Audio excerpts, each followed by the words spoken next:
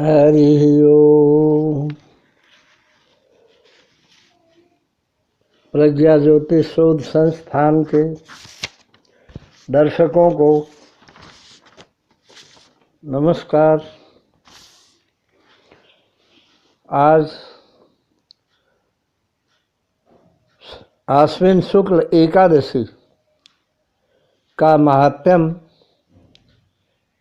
आपको सुनाएंगे।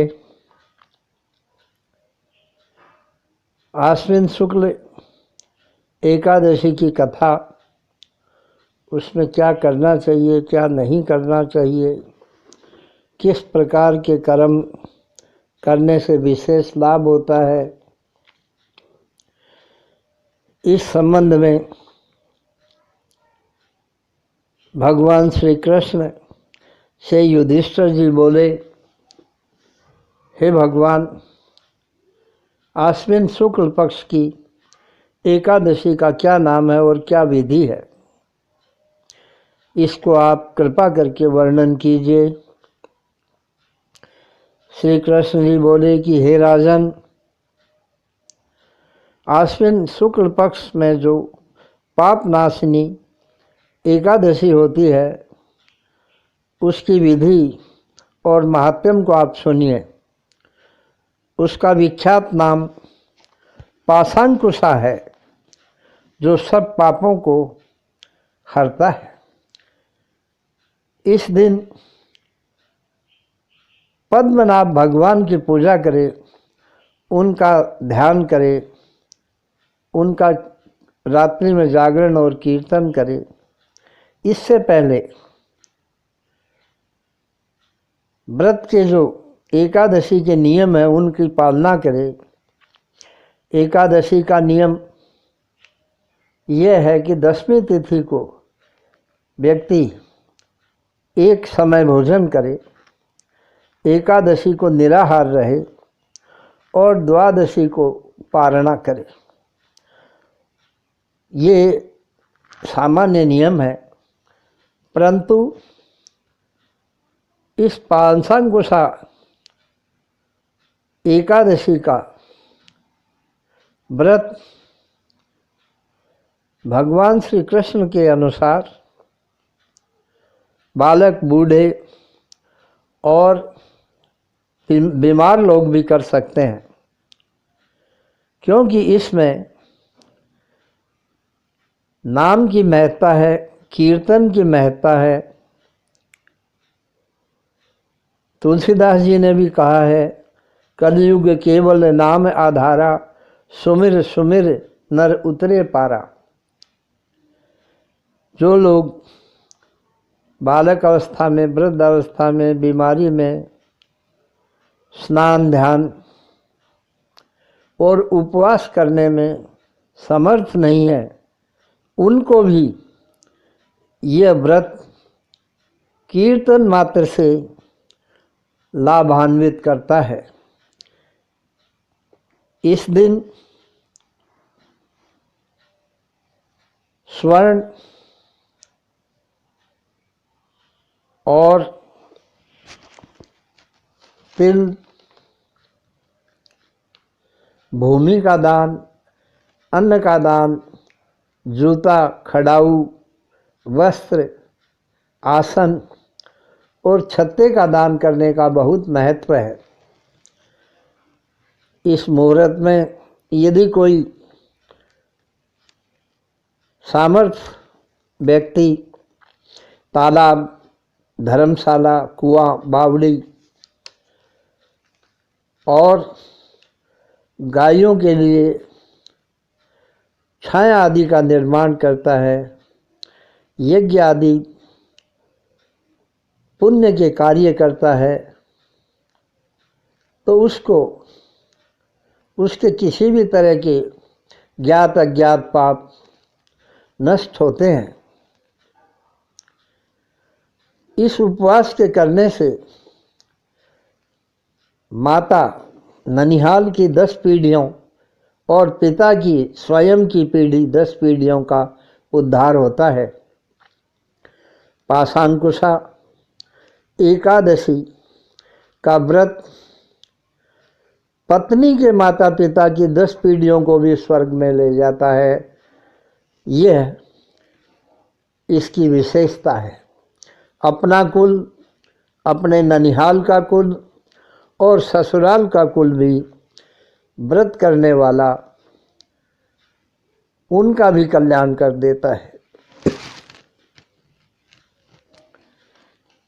इस व्रत के करने वाले को चना, मूंग, मोठ, मैसूर आदि दालों का त्याग करना चाहिए और ये त्याग 1 महीने तक के लिए करना चाहिए। जो बालक खेल खेल में भी अगर मिट्टी का मंदिर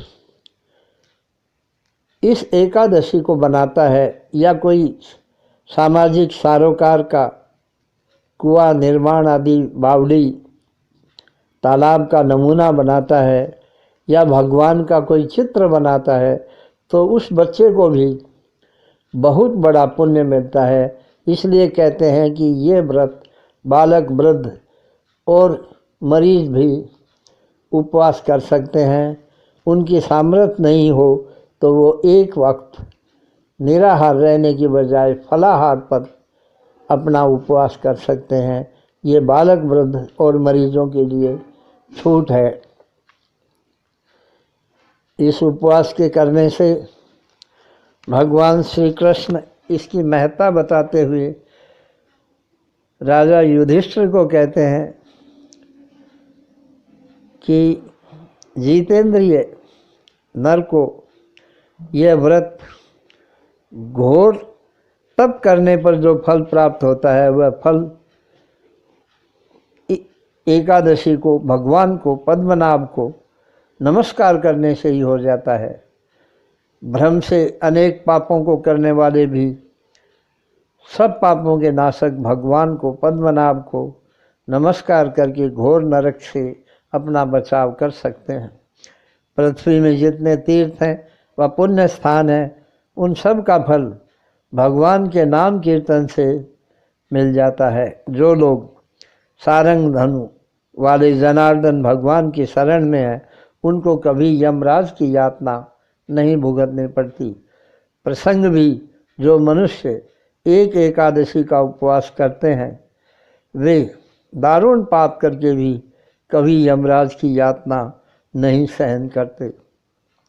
जो मनुष्य वैष्णव होकर भगवान शिव की निंदा करता है तो वह बहुत ही पाप का कार्य माना गया है। या जो वैष्णव की लोक में बुराई करे वे घोर नरक में जाते हैं।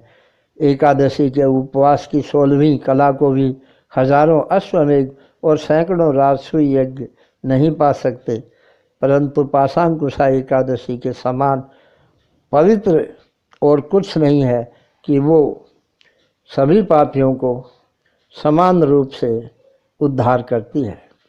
इसके सम पवित्र करने वाला कोई दूसरा व्रत नहीं है। जैसा कि पद्मनाभ भगवान का पाप नाशक यह दिन है।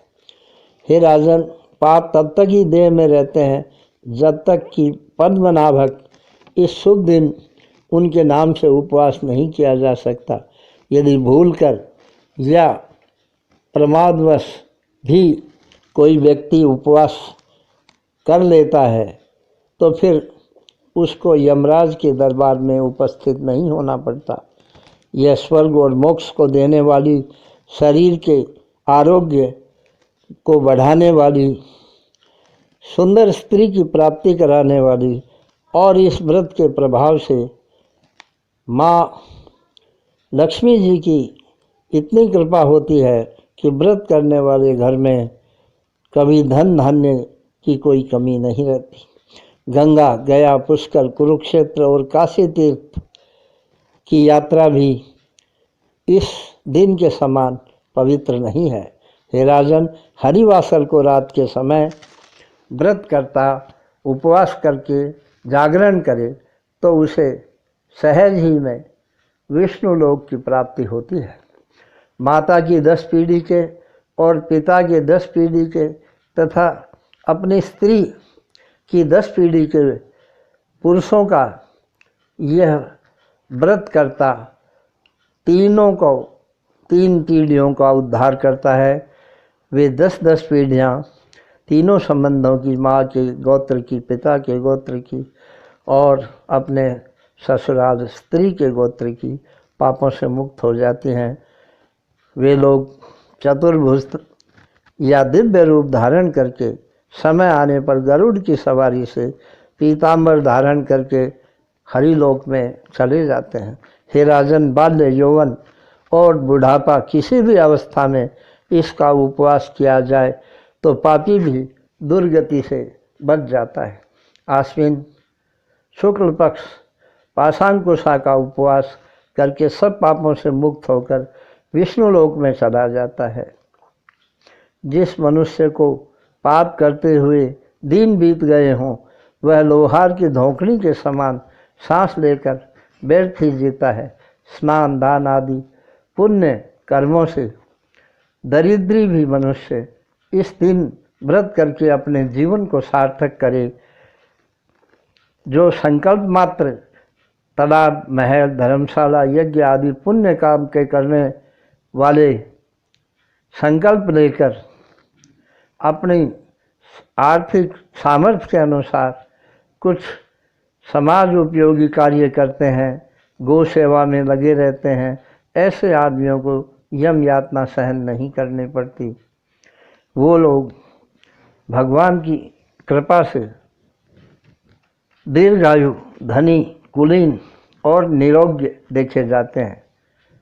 अधिक विस्तार से क्या प्रयोजन है, थोड़े ही में ये समझना चाहिए कि धर्म से स्वर्ग और पाप से नरक में निवास होता है। इस बात में किसी तरह का संदेह नहीं करना चाहिए। हे राजन, पाशांकुशा महात्म्यम वर्णन संपूर्ण। हरे ओम। हे कृष्ण गोविंद हरे मुरारे, हे नाथ नारायण वासुदेव। हे कृष्ण गोविंद हरे मुरारे, हे नाथ नारायण वासुदेव।